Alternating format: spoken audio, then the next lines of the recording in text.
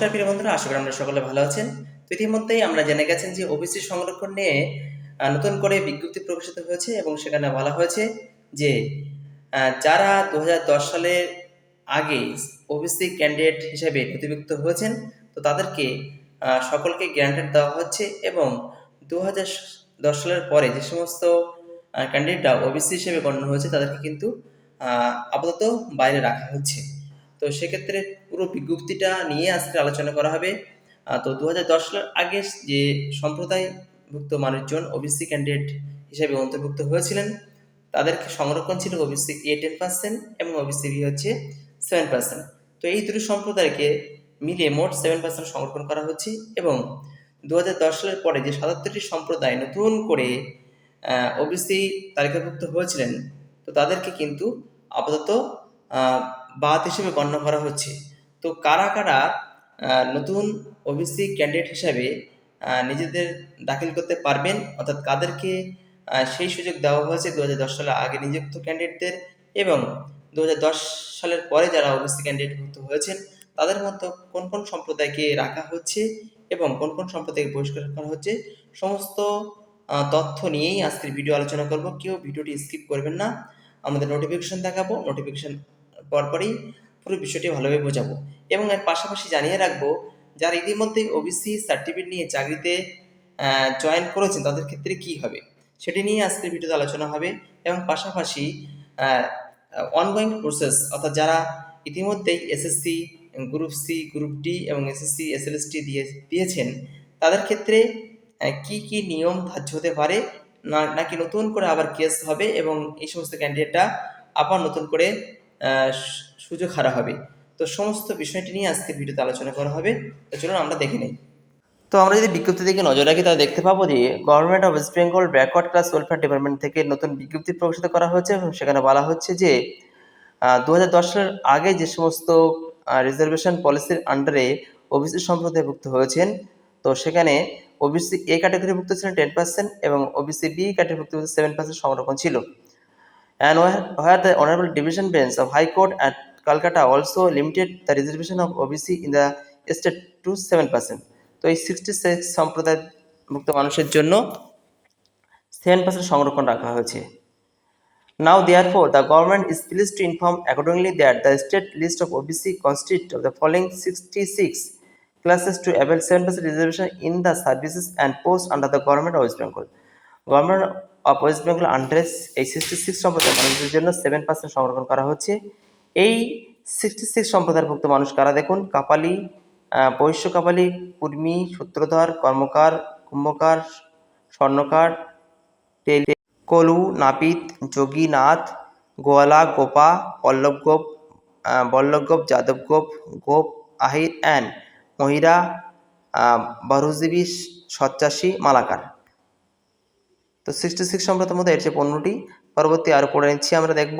তো তারপর দেখুন জোয়ালা, কানসারি, তাঁতি, ধানুক, শঙ্কারার, কেওরি বা কৈরি, রাজু, নাগার, কারানি, সারক, তাম্বলি, তামালি, কোস্তা, রনিয়ার, শিডিউল কাস্ট, কনভার্স টু খ্রিস্টানি অ্যান্ড দ্য প্রোজেনি, লাখেরা, ফকির, সেইন, কাহার, বেটকার, চিত্রকার, ভুজেল, নিওয়ার, মাঙ্গার, নেম্বাং, সাম্পাং, বুনগেচাং, থামি, যোগী, ধিমাল, হাওয়ারি, ধোবি, ভার, কান্দাইত, গাংকট, তুত্থার, ধুনিয়া, পাতিদার, কাসাই, হেলা, হালিয়া, চাষি, কবার্তার, দাস, কৈবার্ত, বানসি বর্মন, নাস্য শেখ।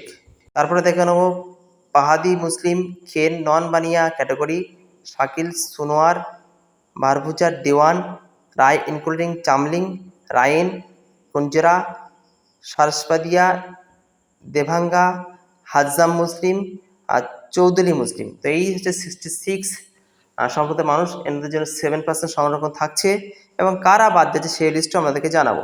তবে বিস্তারিত বিজ্ঞপ্তি ভালোভাবে জেনে নিই। সরকার মূলত হাইকোর্টের রায়কে মেনে নিয়ে সিদ্ধান্ত নিল, সেটা সহজভাবে নিচে দিলাম। কি বলেছে নোটিফিকেশনে? কলকাতা হাইকোর্ট 2024 সালে রায় দিয়েছিল যে 2010 সালের আগে ওবিসি তালিকায় থাকা 66 সম্প্রদায় বৈধ থাকবে, কিন্তু 2010 সালের পরে যাদের ওবিসি তালিকায় যোগ করা হয়েছিল সেই তালিকা আপাতত বাতিল করে দেয়। তাই 18/5/2026 নোটিশে সরকার জানিয়েছে যে ওই পুরনো 66 সম্প্রদায় এখন ওবিসি হিসেবে সংরক্ষণ সুবিধা পাবে।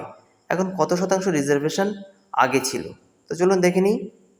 আগে ছিল ওবিসি এ 10%, ওবিসি বি 7%। হাইকোর্টে সেই ভাগ বাতিল করেছে। এখন এই 66টি কমিউনিটির জন্য বা সম্প্রদায়ের জন্য মোট 7% ওবিসি হিসেবে সংরক্ষণ থাকবে চাকরির পরীক্ষায়। এবার তাহলে প্রশ্ন আসে, বাকি সম্প্রদায় বা বাকি কমিউনিটিদের কী হবে? যারা 2010 সালের পরে ওবিসি তালিকায় যুক্ত হয়েছিল তাদের ওবিসি স্ট্যাটাস বর্তমান কার্যকর নয়।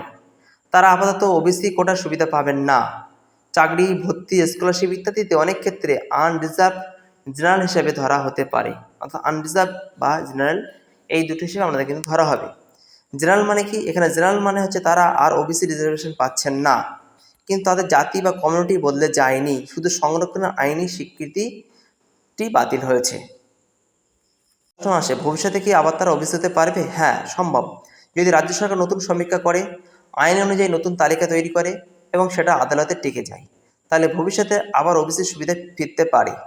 তো এখনকার পরিস্থিতির সংক্ষেপে পুরনো 66টি সম্প্রদায় বা কমিউনিটি ওবিসির সুবিধা পাবে। 2010 সালের পরে যুক্ত অনেক কমিউনিটি আপাতত ওবিসির সুবিধার বাইরে। তাদের অনেককে বর্তমান জেনারেল বা আনরিজার্ভ হিসেবে গণ্য হবে। এখন বর্তমানে নিচে দেওয়া 66টি কমিউনিটি ওবিসি ক্যাটাগরির সুবিধা পাবেন। তো ইতিমধ্যেই আমি 66টি সম্প্রদায়ের নাম কিন্তু বলে দিয়েছি। তবুও আরেকবার আমাদের সুবিধার্থে পুরো লিস্টটি কিন্তু আমাদের সামনে উপস্থাপন করে দিয়েছি। একটু জুম করে বিষয়টি দেখে নেবেন ভালোভাবে। ঠিক আছে, তো চলুন পরের স্টেপে আমরা যাব। তাহলে কি দাঁড়ালো? হাইকোর্টের রায় অনুযায়ী 2010 সালের আগের ওবিসি ভ্যালিড থাকলো। তারপরে 77টি জনজাতির OBC A and OBC B বাতিলের নোটিশ দেওয়া হলো। 17% থেকে রিজার্ভেশন এখন বর্তমানে কমে থাকলো 7%। অর্থাৎ 17% যে রিজার্ভেশন ছিল ওবিসি এ 10% এবং ওবিসি বি 7%, সেখান থেকে কমে টোটাল 60টির জন্য এসে দাঁড়ালো 7%। বিষয়টি ক্লিয়ার হলো। তাহলে এখন বর্তমান রিজার্ভেশন থাকছে ওবিসি ক্যান্ডিডেটদের ক্ষেত্রে 7%। তো এবার দেখে নেব কলকাতা হাইকোর্টের দ্বারা প্রশ্নবিদ্ধ এবং বাতিলকৃত 77টি ওবিসি কমিউনিটির তালিকা। তো এই প্রশ্ন অনেকের মাথায় ঘোরাঘুরি করছিল, আমরা কি বাতিল হয়ে গেছি, আমরা কি বাতিল হয়ে গেছি?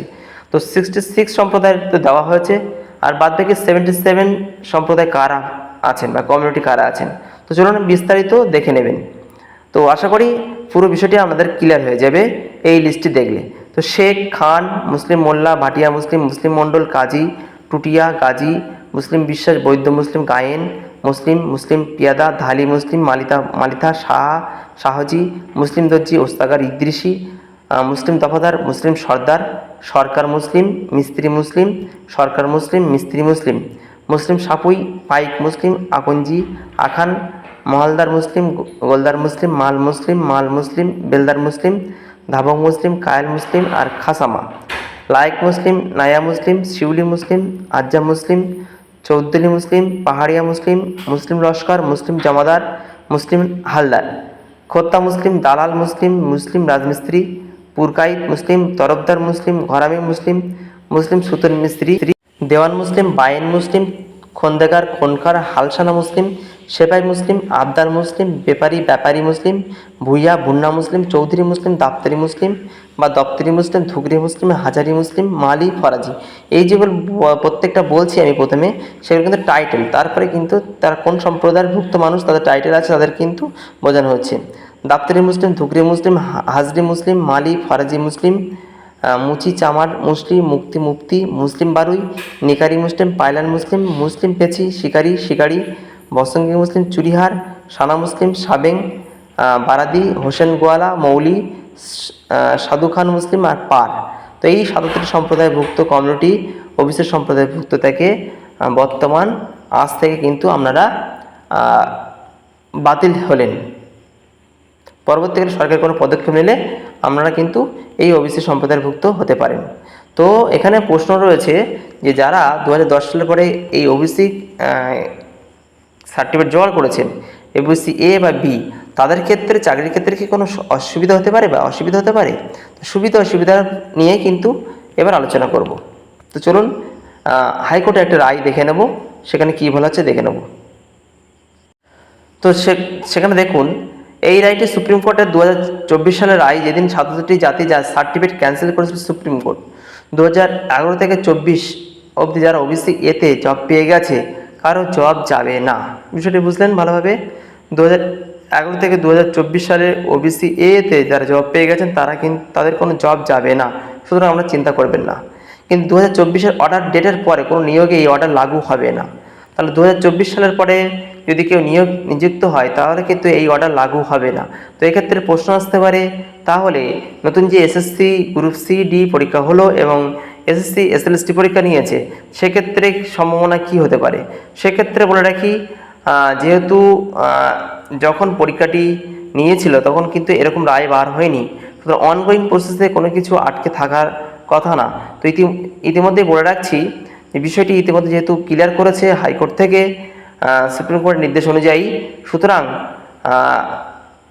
বলতে পারি যে বিষয়টি নিয়ে ভবিষ্যতে কিন্তু আইনি টালবাহন করে অনেক পথ অতিক্রম করতে হবে এই নতুন চাকরি প্রার্থীদের জন্য।